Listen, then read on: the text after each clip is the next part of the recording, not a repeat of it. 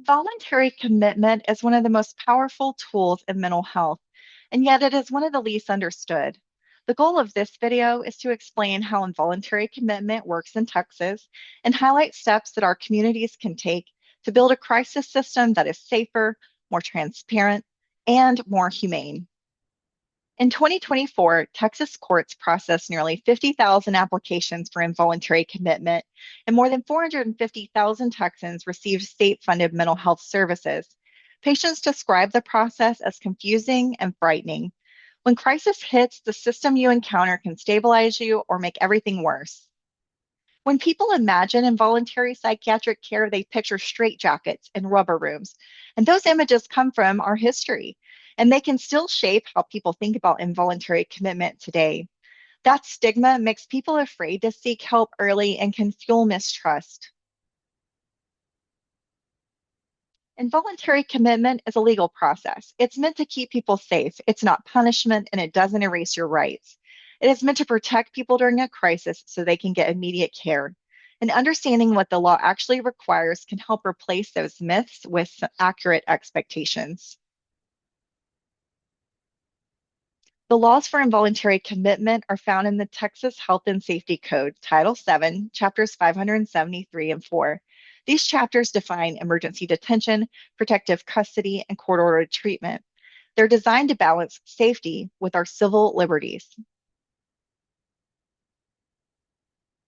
The criteria for involuntary commitment in Texas is strict.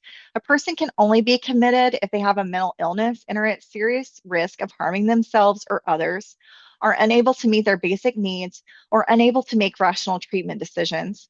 A peace officer, mental health professional, or any adult can start the process. This process includes emergency detention, a medical exam, application for court-ordered services, and a hearing. These steps are meant to protect rights, but they focus more on preventing danger than helping people recover. And understanding this can help families know what to expect and where the system may fall short. Emergency detention allows someone to be held up to 48 hours. Most emergency detentions begin with law enforcement. Being handcuffed or placed in a police car during a mental health crisis can be disorienting and traumatic. And clinicians say that how a person enters the system shapes everything that follows. If further evaluation is needed beyond the emergency detention, the judge may order protective custody. It's meant to be temporary, but delays in transport, bed availability, and court scheduling can extend the experience far beyond what the law intended. This stage can either build trust or deepen trauma, depending on how it's handled. After the hearing, a judge can order inpatient or outpatient treatment. These orders require documentation with clear evidence of risk, including recent behavior and clinical rationales. Strong documentation provides legal protection and a mechanism to ensure that the system isn't overstepping.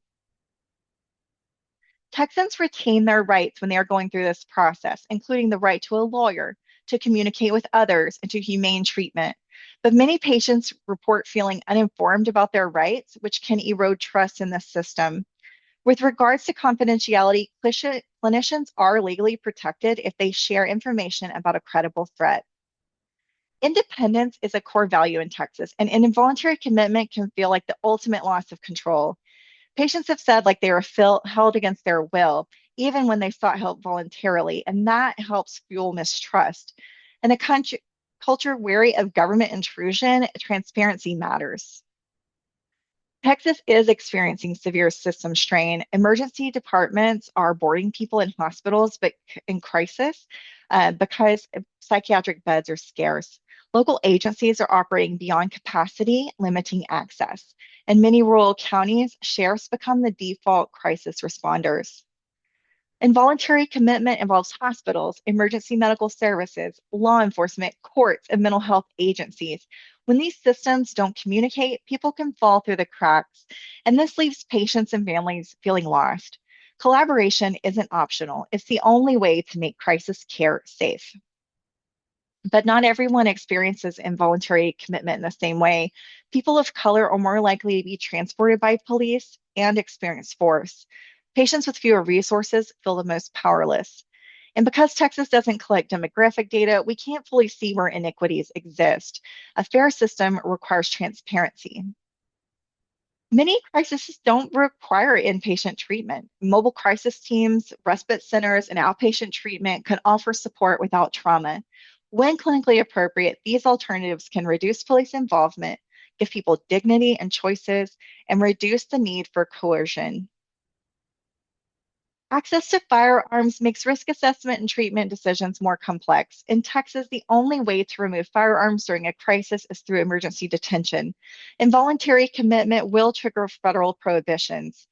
Red flag laws and extreme risk protection orders are prohibited in Texas by Senate Bill 1362. Involuntary care can save lives by preventing immediate harm and stabilizing someone in crisis, but the experience matters. Research found that patients felt traumatized and unheard. These experiences don't negate the benefits, but they highlight the need for trauma informed, relational approaches to care.